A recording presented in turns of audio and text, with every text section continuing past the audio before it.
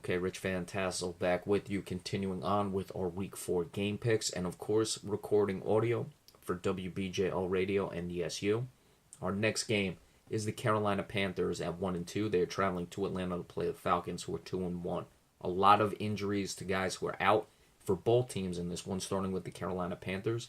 Chris Scott, guard, Jonathan Stewart, running back, Michael Orr, offensive tackle, and Vernon Butler, defensive tackle, are all out. Charles Johnson, the defensive end, is questionable. For the Atlanta Falcons, Devondre Campbell, linebacker, and Paul Warlow, linebacker, are both out. The Carolina Panthers at 1-2, you look at Jonathan Stewart being out. I think that affected them last week against the Minnesota Vikings. They love to run the ball.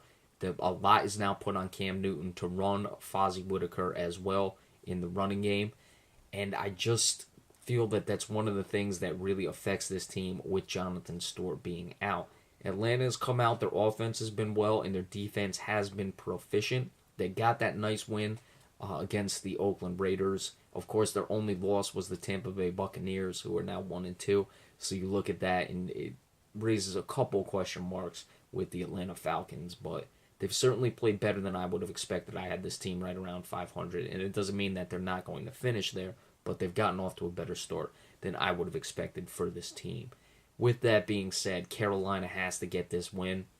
It's going to be difficult for them to go down on the road to get it. If they lose, they are not out by any means, but certainly it's one of the things that you don't want to be 1-3 and now have lost to an Atlanta team who's 3-1. It's just putting you behind the 8 ball early on. Remember, Atlanta got off to that hot start last year, but Carolina was undefeated the whole time, so they never lost much ground against the Atlanta Falcons. So this is a big one for the Carolina Panthers, even with the injuries to the running game. I think Cam Newton is going to be able to find a way, and it's going to be hard fought, but Carolina pulls away late. I expect them to score some points in this one against Atlanta's defense, especially with the injuries to the linebackers. I like it 31-24 in favor of the Carolina Panthers.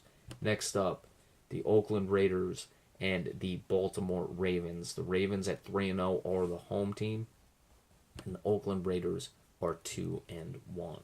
The injuries for the visiting Oakland Raiders: 2 questionables. Rodney Hudson, their center. Nate Allen, their safety. The rest are out. Nate Allen is out. Tywan Jones, the running back, is questionable. Their outs are Nate Allen, of course, Austin Howard, offensive tackle, and Menelik Watson, an offensive tackle.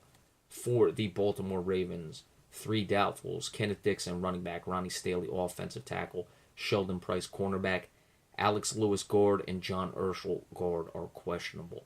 The injuries to the offensive line for the Oakland Raiders: Hudson at questionable. I expect him to go, but you also have both of your tackles out. That's a very, very serious situation for any team because you have to protect now both sides of the offensive line at the tackle position.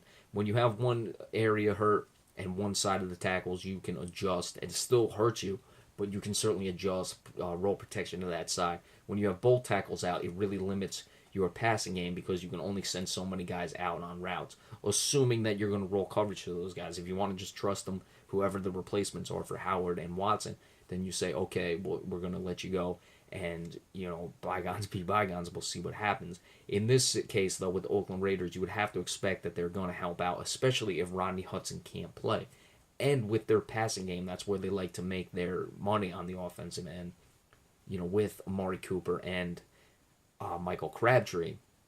It's going to be a difficult situation for the Raiders. Now, the Ravens have won all their games, like typical Ravens fashions, of course, outside of last season. They just find ways to win games. So, is Oakland at the point where they're going to be able to go on the road and be a quality team who's not playing great, but certainly has the wherewithal to win? They have the pedigree. They've shown that they know how to win. I think they do. Even with the tackles being out, it's going to be a difficult one for the Oakland Raiders, but I think that Baltimore is due for a loss, and that's why I'm going with Oakland to find a way in this game. Their offense is going to struggle, but I think their defense, which has been underwhelming thus far this season, started to progress against the Tennessee Titans, albeit a weak defensive team, or a weak offensive team, that is, last week. That Oakland is going to be able to make what they need to make, the adjustments they need to make on the offensive side of the ball, on the offensive line, and figure out what they need to do with their defense and come away with the victory. 24-21, Oakland on the road. Next up, this may be the game of the week, WEAK that is, between the Detroit Lions at 1-2. They're traveling to Chicago to play the Bears, who are 0-3. The injuries for the visiting Detroit Lions: Antoine Williams, linebacker; Marvin Jones, wide receiver; Eric Ebron, tight end, are questionable. Ezekiel Ansah, defensive end; and DeAndre Levy, linebacker, are out. For the Chicago Bears, Willie Young, linebacker; Sherrick McManus, defensive back; Tracy Porter, defensive back, are questionable. Danny Trevathan and Eddie Goldman, a linebacker and defensive lineman, respectively, are doubtful. Chicago is really struggling to stop the run. However, Detroit likes to pass. If there's any strength, for lack of a better term, on Chicago, it's their secondary, and it's not even that strong to begin with, but I'd say it's certainly their best unit on the defensive side of the ball, maybe their best unit altogether. Ezekiel Ansah being out is going to allow Chicago and Brian Hoyer, because it looks like Jay Cutler is not playing again, to be able to have some time to throw the ball. We know that their offensive line is not great, so we'll see how well Detroit can manufacture pressure without Ezekiel Ansah being able to get it on his own. Tough one to pick because the teams just are very underwhelming. Especially Chicago, I didn't expect much from, but Detroit, I was expecting a little more from this year. They got off to a nice start, but have lost a couple games that they probably shouldn't have lost. I think they'll find a way to beat the Chicago Bears in this one, who are well coached, despite what you want to say about John Fox. I think that Chicago is going to be game in this one, but Detroit is going to find a way to get it. Chicago is really in a mess right now. Detroit 27-17 over the Chicago Bears. All right, the Tampa Bay Buccaneers, they are traveling to they are hosting the Denver Broncos in this one. Broncos, of course, 3-0. Tampa Bay 1-2.